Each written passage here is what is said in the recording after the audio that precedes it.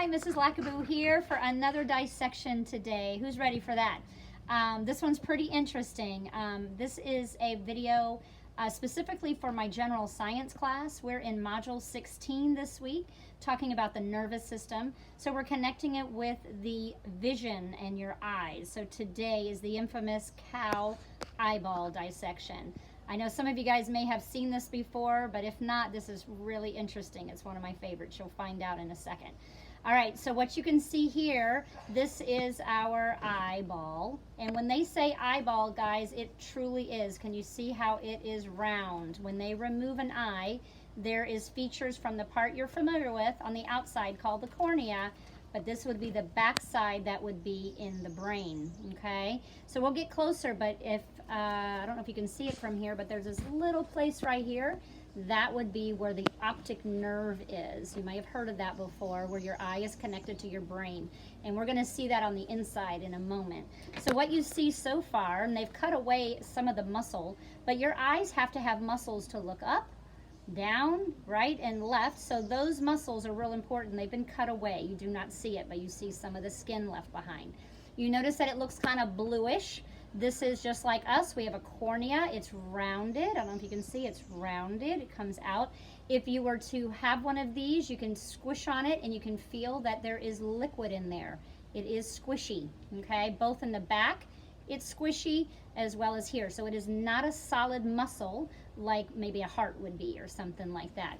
All right, so we're getting ready to get a little bit closer, and let me show you what else is inside. All right, so here we are. We're gonna get a little closer into our cow eyeball, okay? So like I said, it is rounded like a ball. What I would like you to do, if you are a student that has one at home to dissect with me, or if you're just observing, I just wanted you to see what I'm gonna do. I'm gonna put it down on our dissecting tray. We do need something sharp like a scalpel or a knife to cut through, and we're gonna do a lot like we did the heart. We're gonna turn our organ on the side, hold it carefully, getting our fingers out of the way, and we're going to put the point in there. Now you just have to kind of poke it. It's like a balloon. There is fluid in there. It might squirt. See? Do you guys see the fluid coming out? Okay. So that's normal. It's supposed to be. That is what they call the vitreous fluids in an eye. And if you're cutting with me, you're going to see that now it's like an empty balloon, and it's a little bit hard to cut. So I'm going to do the best I can with my scalpel. I might change to my scissors, but you can use a scalpel. You can cut down like this, cut all the way. Now you see the fluids coming out. All right, I know it seems gross. Hang in there. Oh boy, going downhill. And then we're gonna cut all the way, and we just wanna cut all the way down the middle. And hopefully I can get to the other side. That's the plate here. Cutting the plate. Oh, I just cut through the plate. Okay, now what we're gonna do is we're gonna go ahead and open it up. So this is the front. You see all the vitreous fluids coming through. Whoops, this one fell out. Put that back where it belongs. Okay, now I know this, it's hard to see what you're looking at right now, so let me show you. So this is the front of the eye, and behind your cornea, just like you have a lens. Let me see if I can find it. Some of this, let me get the lens out of there. You see there's this kind of jelly. This is a normal jelly that is inside the front of our eyes. I believe they call that vitreous humor. And then there's vitreous fluid. So you see the jelly and the fluid. But this is actually the lens. Look how big this lens is. So I'll show that in a minute. So this would be, now this is a preserved eye, so it's gotten very cloudy. So if I was to put this, let's try it. I doubt we can see. What if I put this lens on paper? Nope, we cannot look through there and see it. Normally it would be like a magnifying glass looking at the words on the other side. But because this is a preserved eye, it's gotten very cloudy. But I'll let you know if you don't have one of these. It is hard. You guys see how I'm hitting it? Feels like a rack. So this is kind of like if you think of an eyeball too. This is actually the lens. It's pretty large. Look at that. So the lens, now let's go through the front of the eye where we're most familiar with. Let me move some of this jelly out of the way. Oh boy. So can you see that I can see light through? So that would be where the lens was fitting. I took it out, where it goes through the pupil. So everybody has a pupil. Look how large this one looks. The pupil is where the light comes through.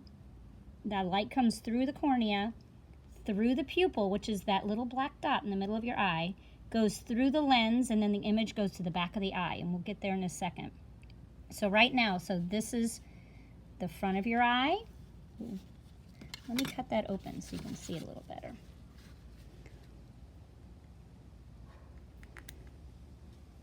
want you guys to see it from the front. That might make more sense. Let's see. Open up this cornea. Now the cornea is this protective shield that we have on the front of our eyes as well. A cow has a really strong one. Let me cut that more. Because think about a cow. He's out in the fields, and he's got maybe grass hitting his eyes. He needs a protective covering to cover his front of his eyes. So that's the cornea. I'm trying to get through here. Hold on a second. Just cut it all the way around. Maybe that'll help. I'm trying to get the cornea out of the way so you can see. So light would shine through the cornea, through the pupil. So if you look at your eye, that black dot in the middle of your eye is actually a hole where light can go through. The lens would be here, so that's where the light would go through the lens, and then that's where it's going to magnify it so we can see clearly what the image is, okay? Now, do you guys remember what is it called? The coloring around your pupil is called your iris. And there is one here. It looks black.